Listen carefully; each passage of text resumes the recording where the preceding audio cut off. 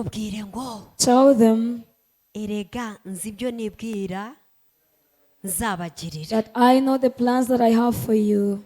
Si bibi It is not of harm, kugira ngo mbareme umutima to give you a steadfast heart w'ibyo muzabona hanyuma. of what you shall see in the future. Niko Uwiteka avuze. That is how the Lord is saying. Oya mukunde ku bantu mwashakanye mukunde. Tell them, love them, the Mubwire ngo spouse. sheri. Tell them that, beloved, Erega Imana God izi ibyo yibwira kutugirira. has good plans for us. Mubwire ngo nubwo hari ibyo turimo Tell them, kunyuramo, even though we are passing through some things, nubwo harimo ibitarimo kugenda even neza, though some things are not going on nubwo well, harimo ibyahetamye, even though some things are not in the right way, mubwire ngo Imana iravuze ngo tell them that God has said, erega nzi ibyo nibwira I know the kubagirira. plans that I have for you. Imana yanjye iravuze ngo My God has said, nzi neza I nashidikanya know it well without doubt. ibyo nibwira. I know the plans I have for you. Uwiteka aravuga ngo nzi ibyo The nibwira. Lord is saying, I know my plans. Wowe ibyo utaramenya, What you have not yet wowe known, ibyo utarabesha what amaso, you haven't seen with your eyes, Uwiteka arabizi. the Lord knows it very well. Kandi mu gihe gikwiye Now in the right time,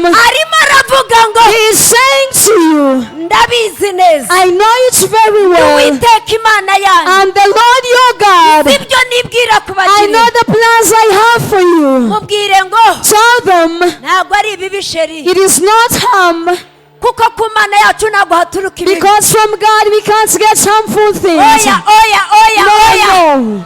Mubwire ngo Tell them, icya mbere Uwiteka yibwira kutugira. firstly, the first plan of God to us. Mubwire ngo ibibi nta birimo, Tell them we have no bad things in that. ubukene nta burimo.